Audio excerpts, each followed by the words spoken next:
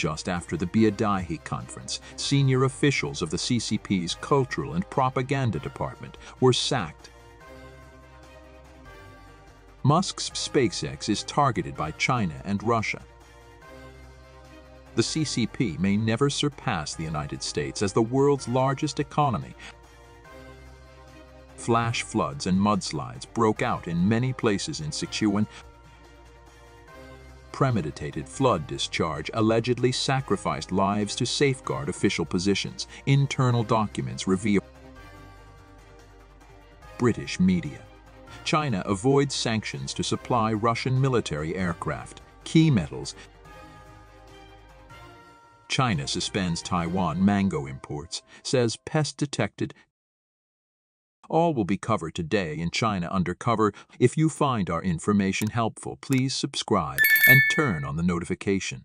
It will help us get more motivation to produce more quality videos. Now back to the news. Just after the Biadahe conference, senior officials of the CCP's Cultural and Propaganda Department were sacked. In the recent anti-corruption campaign led by the Xi Jinping regime, the Chinese Communist Party's KCO propaganda system has become a focal point, resulting in the downfall of several high-ranking officials. This wave of events unfolded after the conclusion of the CCP's Biadahe meeting, with two influential figures from the media and publishing sectors facing consequences on the same day. On August 16, the Central Commission for Discipline Inspection and the National Supervisory Commission of the CECP announced that Vexu Taiyai, former party secretary and president of Yunnan Daily Newspaper Group, had surrendered voluntarily and was currently under investigation by the Yunnan Provincial Discipline Inspection and Supervision Commission. I had a 3-decade career in the party newspaper system, primarily at Yunnan Daily, the province's largest newspaper. His positions included chairman, party secretary, and president of Yunnan Daily Newspaper Group. A pattern of investigation seems to be emerging as other individuals associated with Yunnan's propaganda system were previously investigated. This suggests a wider anti-corruption reshuffle within Yunnan's propaganda landscape. Similar investigations and reshuffling are underway in other regions as well.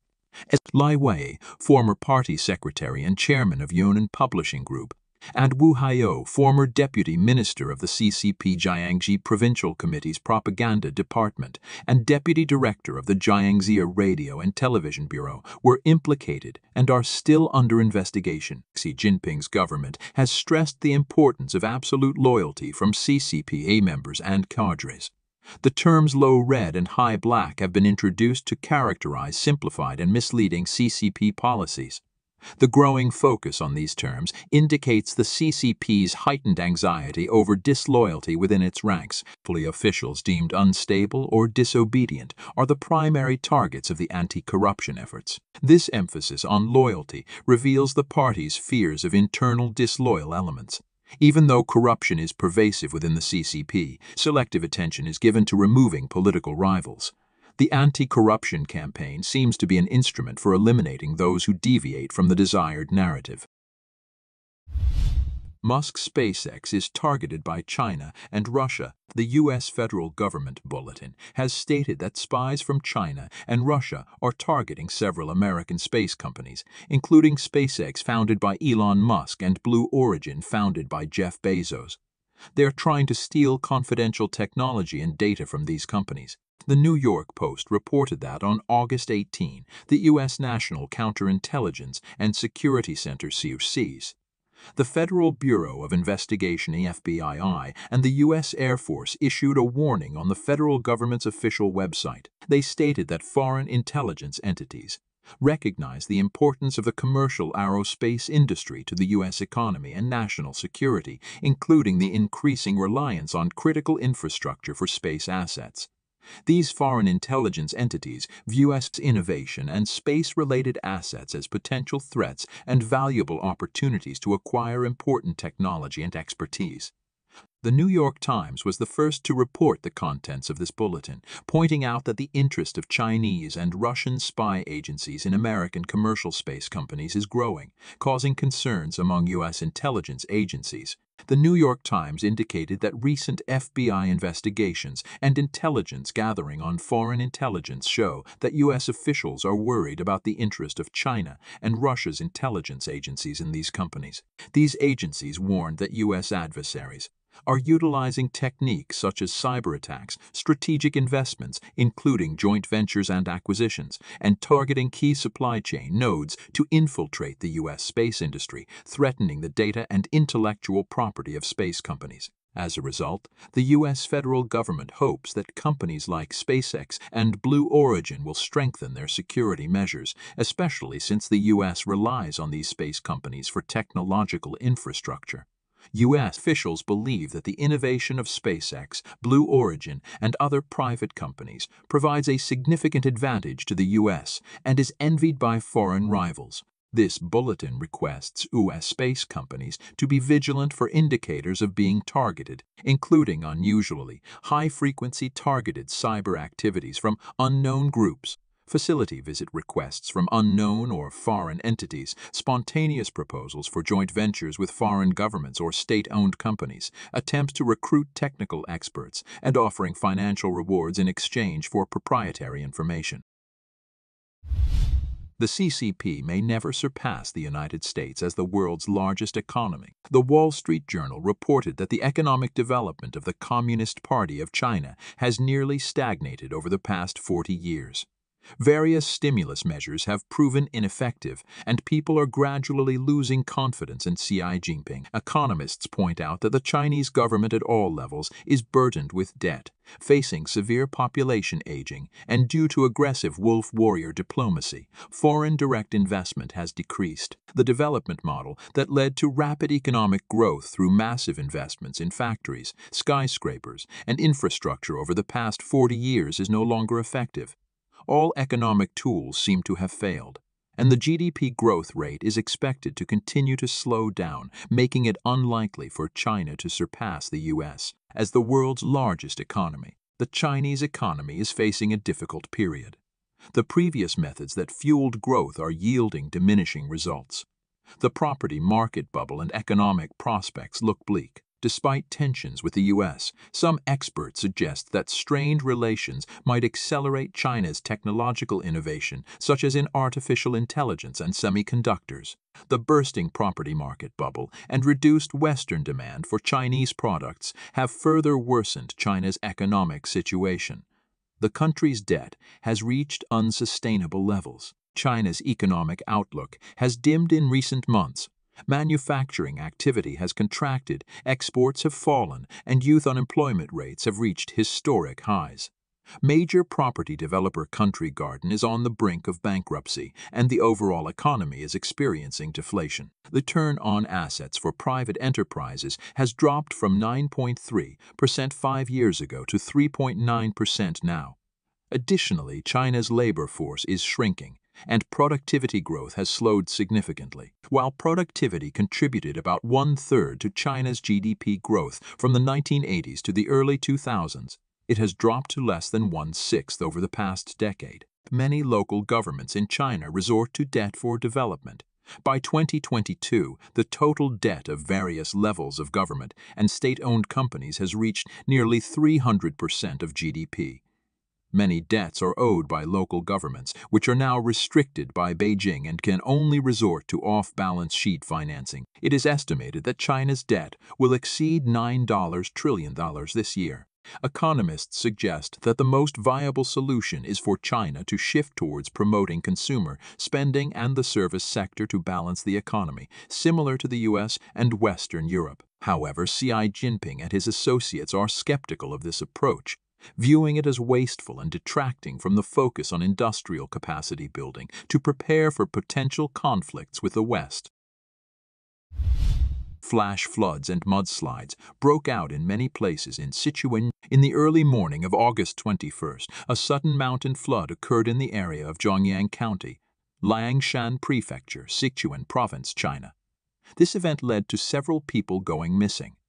Additionally, a mudslide happened recently in Haliwogu, Luding County, Sichuan Province. The landslide rushed down from the mountains and buried houses. Videos circulating online show a river channel experiencing a mountain flood. 2 blue sheds were washed away by the flood and downstream vehicles were swept away. One of the sheds was labeled as the Reinforcement Central Processing and Distribution Center for the G4000 216 Highway Project Management Office, according to a report from China Central Television (CCTV). On the afternoon of the 21st, at around 5 a.m., a mountain flood occurred in Dengchang Village, Lugao Town, Jingyin County. This happened at a construction site for the Jian Section 1 of the Along the River Highway project. There were a total of 85 people at the site, and by 1:30 p.m. that day, 79 people were rescued, while 6 others were still missing. According to a report by the Beijing News, around 2 p.m. on the 21st, a Mr. Mayo, a family member of one of the trapped workers, mentioned that he lost contact with his father-in-law, who was at the construction site on the 20th evening. Up until now, his phone has been unreachable, and it's turned off. Among those missing at the construction site were also villagers from the same village as the father-in-law. On August 21st, local authorities announced that due to heavy rainfall in the early morning of August 21st, multiple mudslides and collapses occurred along the Dengchang Bridge to Lugao Forest Road section, causing road interruptions and making it impossible to travel. Another report from the same source mentioned that on August 19th at 11 p.m., there was heavy rain in Haliwogu, Ganzi Prefecture, Sichuan Province. The accumulated rainfall within 24 hours reached 59.5 millimeters. In the early hours of the 20th, after local residents were evacuated, the landslide followed, burying houses. More than 900 people, including those working at hotels and inns in the Haliwogu scenic area, were moved to safety. Premeditated flood discharge allegedly sacrificed lives to safeguard official positions. Internal documents reveal a leaked internal document from Hebei province on August 20th confirms that the Chinese authorities had a detailed plan for flooding Hebei intentionally. It also reveals that officials were aware of the potential for huge casualties due to the flooding, but they didn't inform the people to evacuate because the authorities wanted to keep the situation secret. Around July 31st, there were sudden unannounced flood releases in many places, which instantly submerged streets, alleys, farmlands, and villages in Hebei.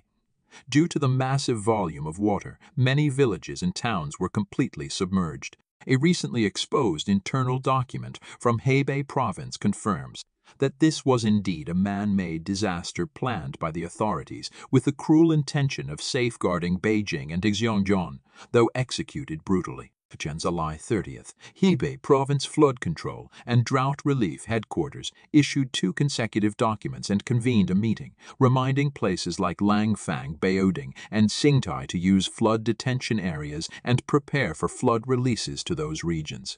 The document explicitly instructed to keep the disaster situation confidential, and officials were not allowed to disclose the meeting and document content to the public to strictly prevent any leakage of information. Chinese investigative journalist Cao Langjun, who resides in the United States, tweeted on the 28th that an official from Hebei privately revealed that the upcoming flood might be even bigger than the flood in August 1996.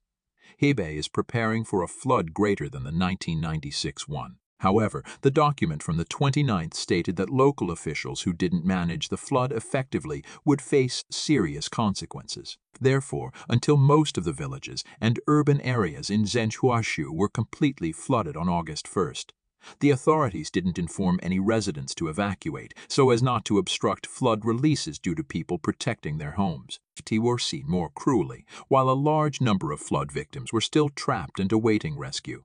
Authorities carried out a second flood release in Zhuashu, causing the water level at its highest point to rise above 12 meters. Hebei officials retained their positions, while countless villagers lost their lives and livelihoods.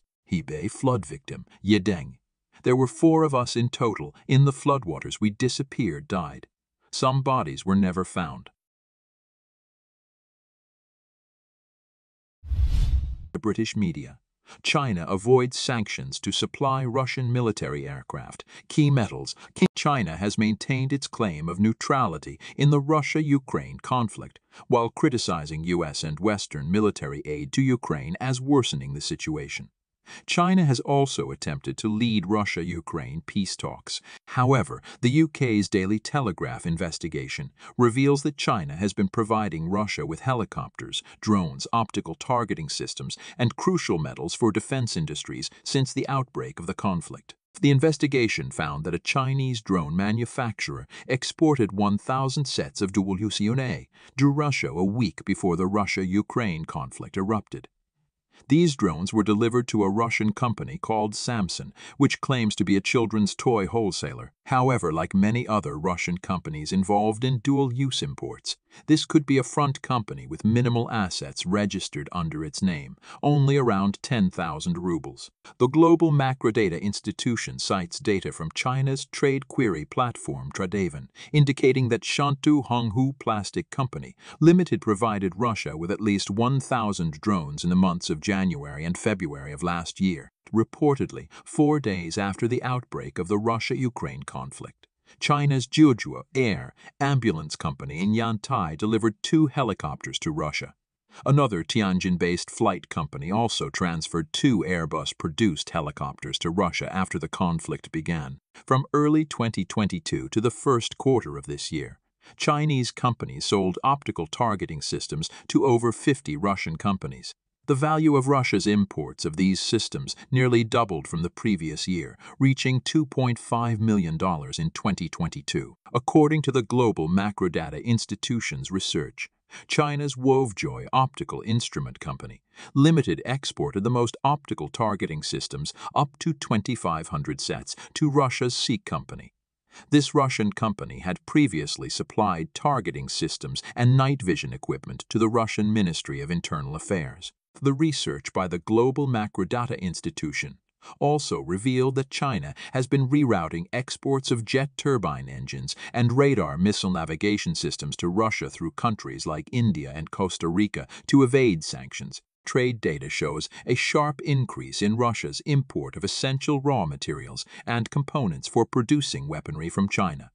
In 2022, China exported titanium alloy products worth $18 million to Russia, almost doubling from the previous year.